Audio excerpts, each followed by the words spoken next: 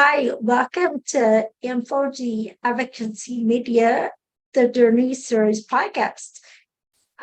Last week, we talked to Sheldon Lewis, and this week we're going to do part two of that. So I'm Crystal. I'm one of the co-hosts. I have on a black shirt, and black glasses. I have brown hair and brown eyes. Behind me, I have a textured brown wall with a canvas painting and a lamp and a flower. I'm Mark. Today I'm wearing a brown shirt. I'm a brown man with black and white beard, blue glasses, and I'm in front of a painting with flowers and a shelf with some knickknacks.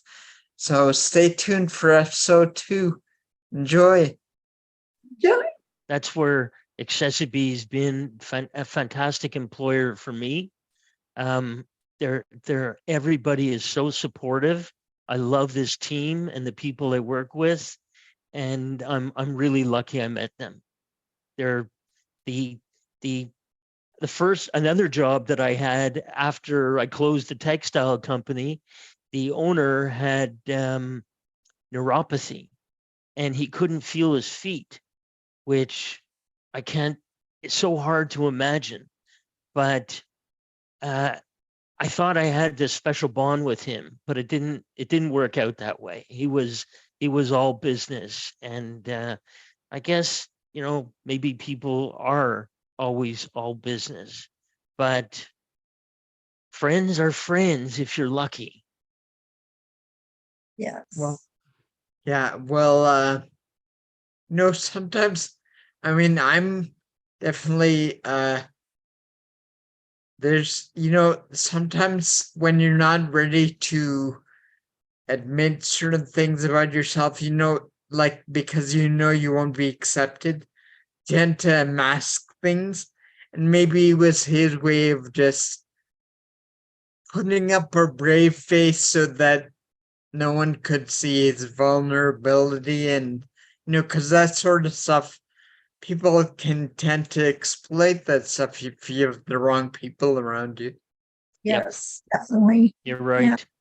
Right. A lot of people, and that's a huge conversation in the disability community. When and do I even admit or disclose that I have this and this and this?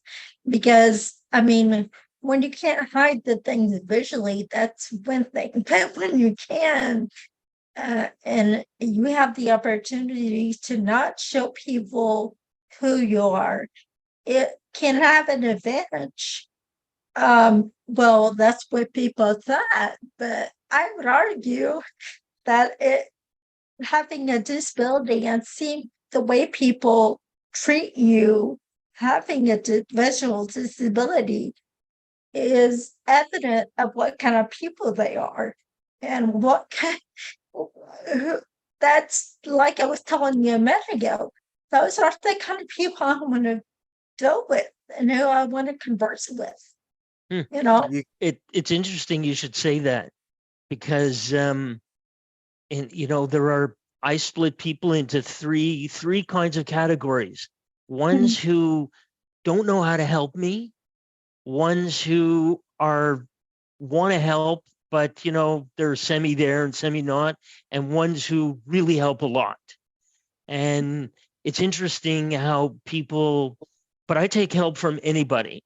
It's just interesting how people fall into categories, and I just have to recognize them for what they are and watch out for myself if they're from, that first category, and know that I'm in really good hands if they're from the third category. Right. Right. And right. When disability, especially ones that you can't hide, are around and you let people know, you get to know who are your friends and who are your supporters real quick. Yes. The talking about revealing coming out is, it's tough. You know, you're putting yourself on the line, you're risking everything, your job, your friends, you know, but the truth is that somewhere inside, for people who understand other people, they know that something is there. They might not be able to identify it. So when you actually say what it is, they can understand it better. But anyways, For that's, sure. I hit it for all my life, so I'm not one to say everybody should, you know, reveal themselves No, whenever. it's something that, you know, was kind of told to people, you know, and it made other people uncomfortable, and just a generational thing, I think, and how we were programmed to believe and understand that disability is a bad thing. And nobody wants to be looked at as lower than or I mean, yeah, less than, or, you know, uh, or a bad Sure don't. person or a negative, you know, part of society. So of course, but I mean, common sense wise, you know, if it, you know, if you want to succeed and you want to have a family and be able to support them and stuff like that, what are you going to do in a business? Mm, You're going to not just close your disability so that you have the same advantages right. that everybody else has, so that you can bring home the bacon or whatever, you know, to Yeah. say long term.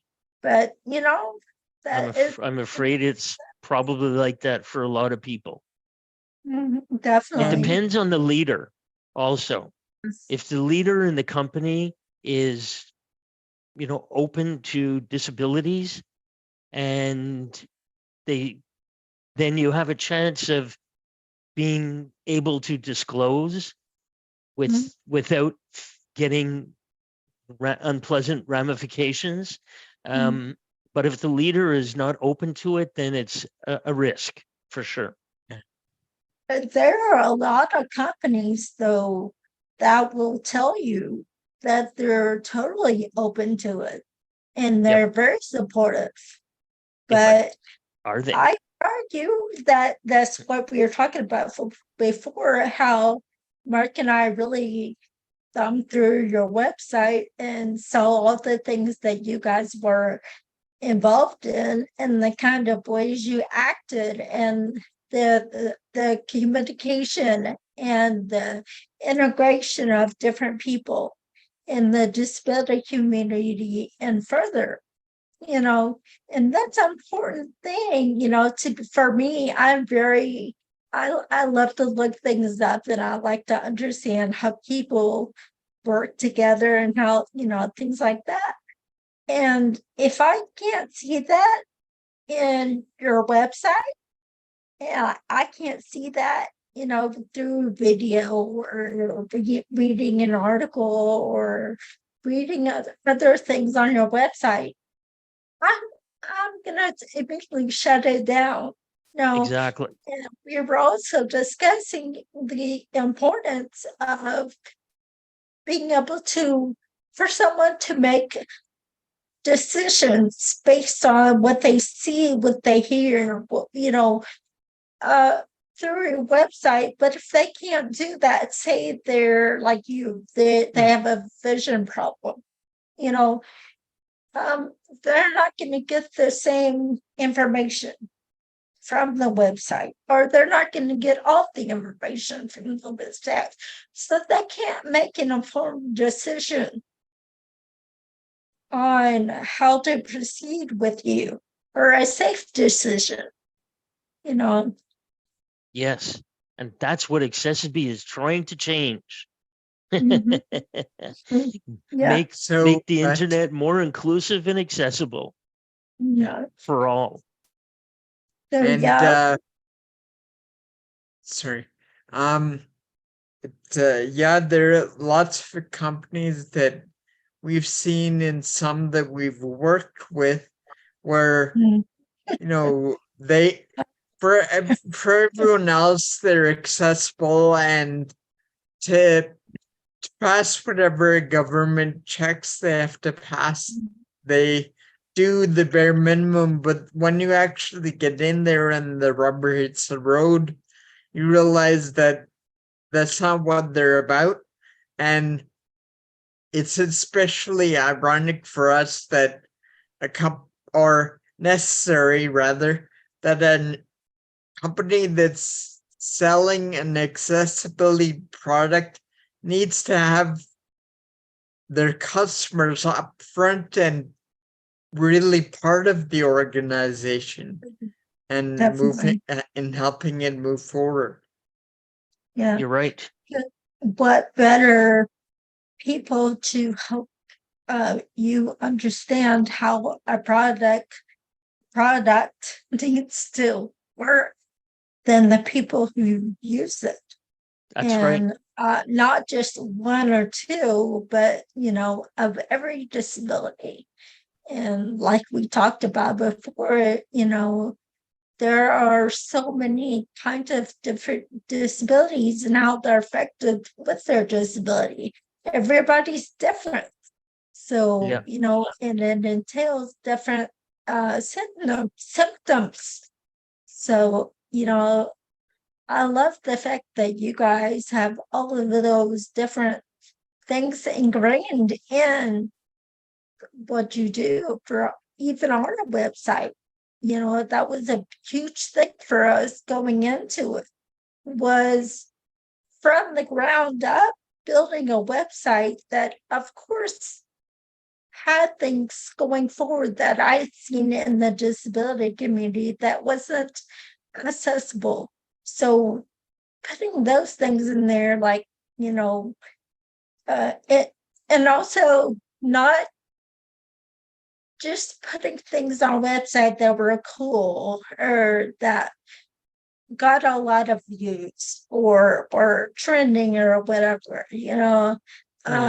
that wasn't important to us, but then the added things that we can't do, you know, you guys being able to do those things for us, it means a lot. Well, that's good. We worked with people of all the disability communities, and we tried to incorporate all of their needs into what we're doing. It's not easy. It's very, very technical because everyone's needs are a tiny bit different. But we've done a great job, and I'm really proud of the product we have. It serves the community very well, and we have a great vision. And our vision is to make the internet accessible and inclusive, because only 3% of websites are accessible right now, and that's such a huge number that some people who need help can't navigate with ease, or do navigate with barriers. And we're there trying to eliminate those barriers to the best of our abilities. And our program is an automated AI powered website accessibility technology that keeps on learning and keeps on learning, and makes everybody's website, without touching their website code, more inclusive and accessible. And that's an amazing piece of technology. The three founders developed this technology, and then decided that they also had to partner with the disability community, and formed this nonprofit partnership program department where I work, where we give the technology for free. And we're hoping that every disability focused nonprofit out there will want to join our program, and discover how much more accessible and inclusive their websites can be for all of their browsers. You know, even seniors, everybody's, like you said, having one disability or another. Lots of people have autism, lots of people have ADHD, and we have Right. little settings that can help them adjust the view of the website they're Yeah. looking at to their unique needs. And that's a Mhm. fantastic feature. And more these days, we're finding out that if you have one disability, there's usually like number one, everyone's thing is different. Some people have more than just the one. Yeah, I have two, and it's not easy. I know some who have three, you know, epilepsy, MS, and fibromyalgia. That's a terrible combination. Oh my God, I can't imagine. Mhm. But that's, you know, all these great people that I'm meeting are not getting put down by their conditions, and they're all trying to make a difference in the world, and that's really inspiring for me and gives my heart a lot of emotion, and that's why I love this job. And Yeah. I hope that I can meet more and more people like that. And me too. That's the SSB is such a great program for any company. You know, And yeah, Accessibility is an ecosystem of solutions for any size business. And we have two products. One is our Access widget, which we just talked about, you know, AI powered accessibility and inclusion technology for websites. And we have a new program called Access Flow, which allows uh, programmers, uh, web developers, and customers who do their own websites to go to a place on our website where they can enter in their lines of codes, figure out if they're going to be accessible or not, and get a result out that tells them this is the right way to make your line of code so that it is accessible. And yeah, we're spending a lot of money and time on educating the world how to make their websites accessible so that we can that raise was that exciting. 3% to Yeah, a much higher level so that everybody like us can have a more inclusive surf of websites. that is so awesome. Yeah, you sent us an email about that. We were looking over it, and I was just amazed The at all you roadmap, guys are doing. it really is amazing. The company has, you know, most companies have their idea and they don't tell the whole world about what their place in the market is. And Accessibility has outlined, well, this is the market and this is the technology space, and here's how to address all the points, and this is what we're doing to address all the points. And that's quite remarkable. You can find that they on a roadmap for anybody who wants to know on the Accessibility website. um so tell us more about what is upcoming for the roadmap? What are the next steps at the The next steps Accessibility? are to further build out the educational component of um, of what website accessibility is, because we made a survey and found out that only 25% of business people know what website accessibility actually is out of 750 business owners that we contacted. That's a low number. So that means that a lot of people need to understand what it is about and the different parts, like, you know, you have the accessibility for screen readers, you have the the accessibility, the inclusive parts for people who are seizure prone or with low vision or ADHD or cognitive impairments. And you have keyboard user functionality, all these things. People don't understand that that's what website accessibility really is all about. So we have to educate the world about that to start the ball rolling faster and faster. And to do that, we're publishing a whole bunch of different blogs starting next week, I think, that will highlight certain features of website accessibility. Like I think the first one next week is about alt text. And alt text is a description of an image so that people without sight can understand what the image wants us to understand. And a good alt text is everything.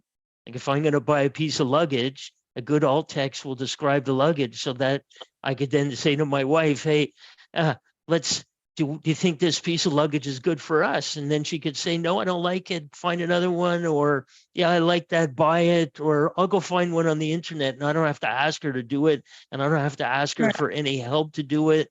And that's what I love about good alt text. And so we're concentrating on education. We're also going to be launching a new index called Access Find later on in the summer or early fall. And that's going to index all accessible websites, whether they're accessible by Accessibility or another manner. It doesn't matter. We just want the world who need accessible websites to be able to go to a place and find out, here, I can go to this website, it's accessible. Here, I can go to that website, it's accessible. Because if you go to Google, the websites that come up are 2 or 3% are accessible, but the rest aren't. So the chances of finding, accessible websites there is not easy. No, it's not. Yeah. So that's what we're doing going forward to and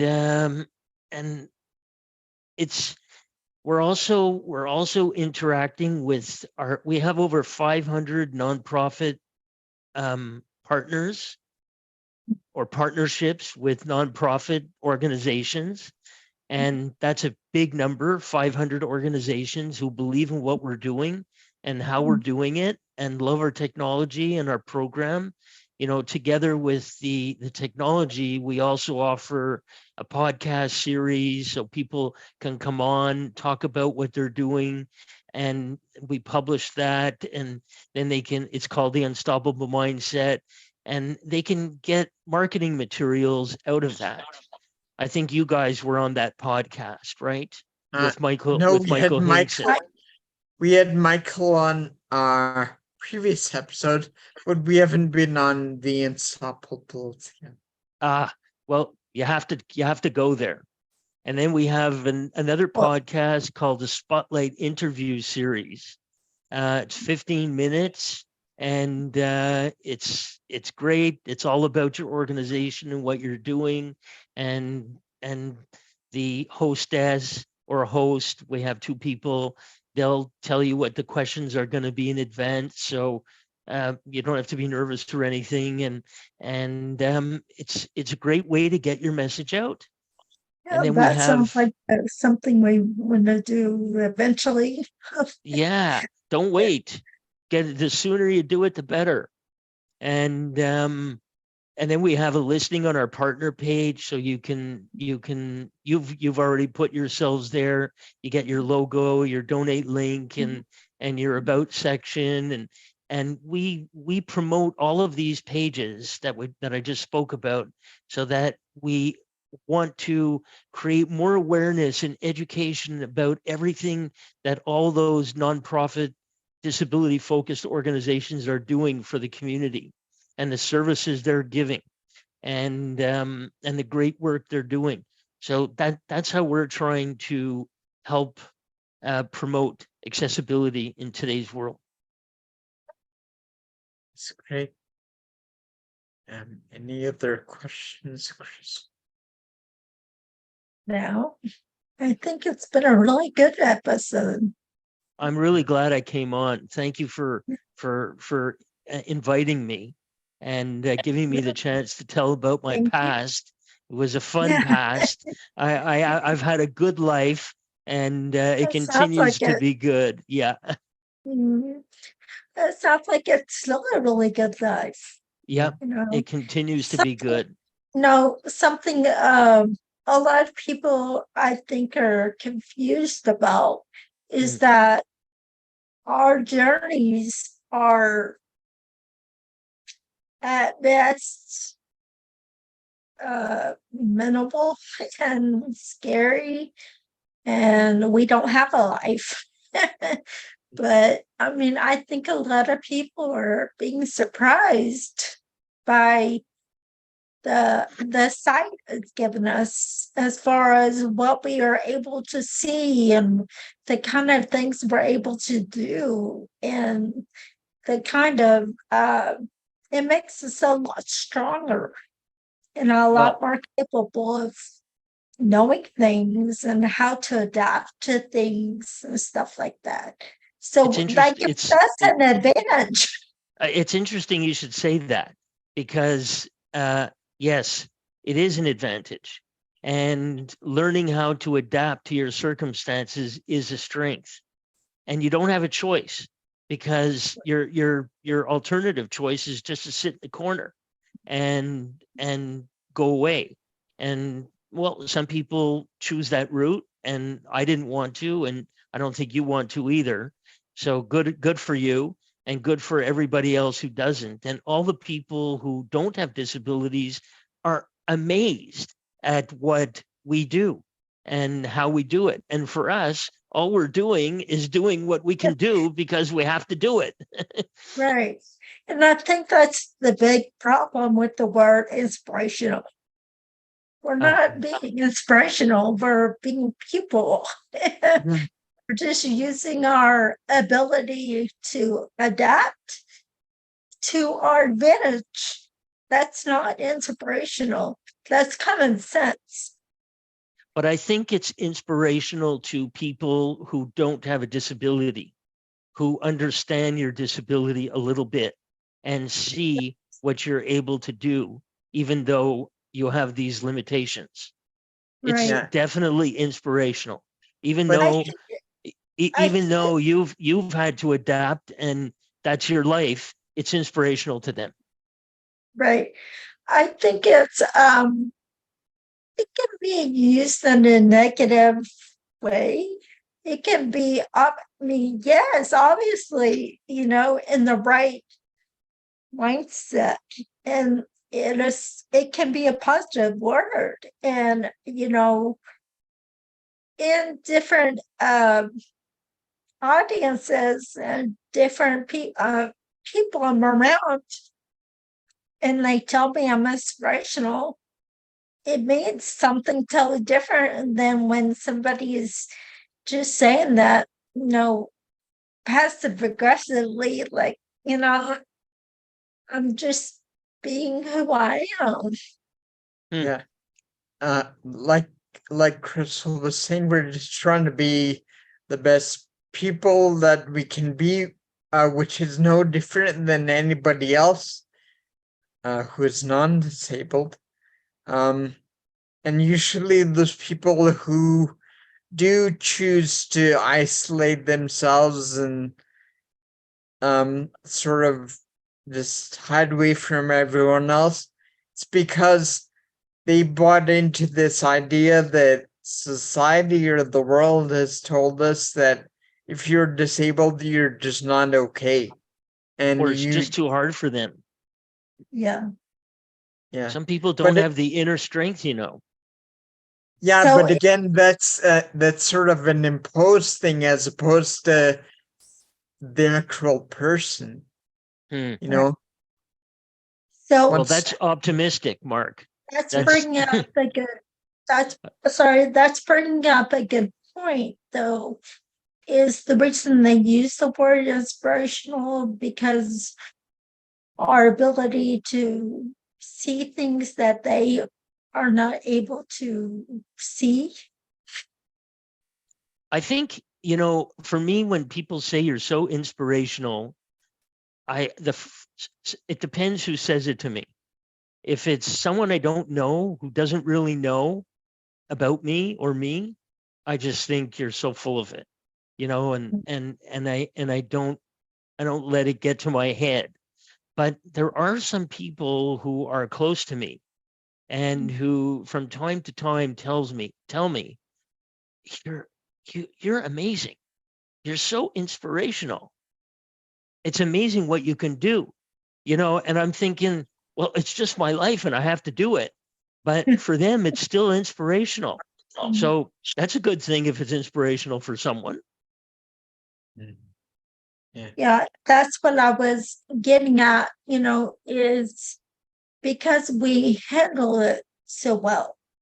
Is that what's inspirational? Is that why people maybe use it? Because that we're doing something that they have never had the opportunity to be able to understand? Yeah, you're right. That's exactly why they're saying it, because they don't have the ability to understand how we're doing it. That But makes sense. of I've course, certainly seen, I've certainly